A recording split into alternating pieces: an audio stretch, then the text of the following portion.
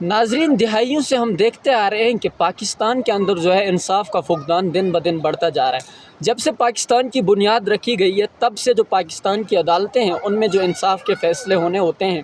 بجائے ان میں انصاف کی ملاوٹ کے بے انصافی کا جو ہے بھرپور شمار کیا جاتا ہے، اور جن حضرات کو انصاف ملنا چاہیے تھا بجائے انصاف ملنے کے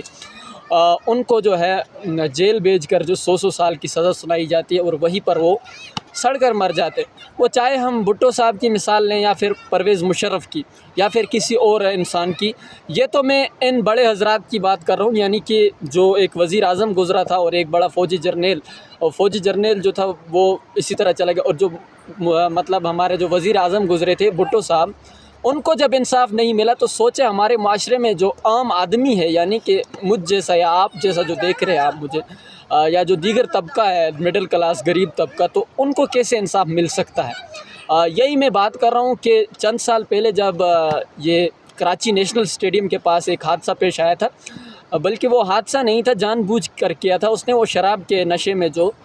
تھی وہ لڑکی نتاشا نامی لڑکی نے 6 سے 7 بندوں کو جو ہے اپنی گاڑی کے نیچے روند کر قتل کیا تھا، اور اس وقت وہ وہاں پر موقع پر لوگوں نے اس کو پکڑا تو بجائے وہاں پر اس کو مار پڑنے کے اس کو پولیس نے اس کا دفاع کیا، اور اس کو بعد میں لے جا کر کچھ ورثاء نے تو معاف کر دیا، یعنی جن کو اس نے قتل کیا تھا، اور کچھ میں سے کچھ نے معاف نہیں کیا۔ باوجود نا معافی کرنے کے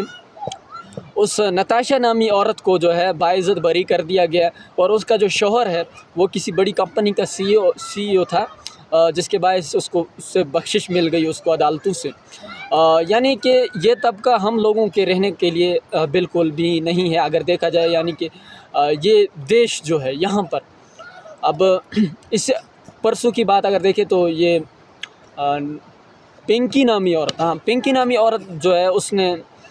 وہ ڈرگ ڈیلر تھی، ایک بڑی سی کوکین نامی ڈرگ پھیلاتی تھی، وہ نوجوان نسل کو تباہ کرنے کے لیے جو اس طرح سے ہمارے سیاستدانوں کا ہاتھ ہے یا اور جو دیگر اساتذہ ہیں ان کا ہاتھ ہے معاشرے کو برباد کرنے میں، اور اس کے علاوہ جو بیوروکریٹس وغیرہ اور فوجی جرنیل جس طرح وہ تباہی میں لگے ہوئے ملک کی اور نوجوان طبقے کی، ٹھیک اسی طرح اس کا کام بھی یہی تھا۔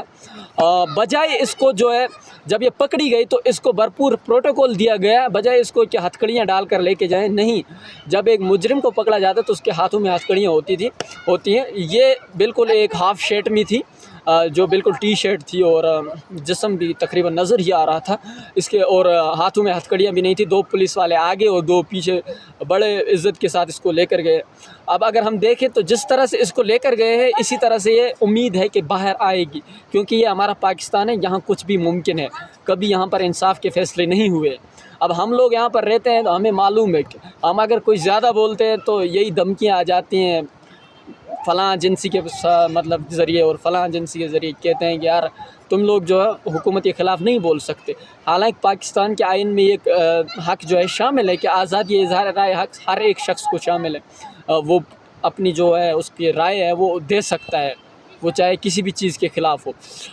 ہم لوگ ملک کے خلاف تو نہیں بولتے، لیکن جو ابھی ادارہ جات ہیں اور دیگر حضرات ہیں جو بیوروکریٹس وغیرہ ہیں اور جو سیاستدان ہیں، جس طرح سے انہوں نے ملک کو کھوکھلا کیا ہے، اور جس طرح سے پاکستان کے اندر یہ بے انصافی پھیلی، اور جس طرح کے جج انہوں نے عدالتوں میں لا کر کھڑے کیے ہیں، ایک ناسور ہے ہمارے ملک کے لیے یہ۔ اگر مطلب بنیادی طور پر اس کو دیکھا جائے تو یہ اس میں ایک قصور ہمارے معاشرے کی تربیت کا ہے، جو کہ ہمارا دن جو ہے غلامی سے شروع ہوتا ہے اور غلامی پر ہی ختم ہوتا ہے۔ وہ چاہے حکمرانوں کو دیکھے تو وہ خود غلام نظر آتے ہیں ہمیں، کوئی سرکاری ملازم ہے تو وہ بھی غلام ہے، کوئی مغرب کا غلام ہے تو کوئی مشرقی درندوں کا غلام ہے۔ امید یہی کرتے ہیں کہ یہ جو پنکی نامی عورت جیل میں گئی ہے، جس انداز سے گئی ہے اسی انداز سے باہر آئے گی۔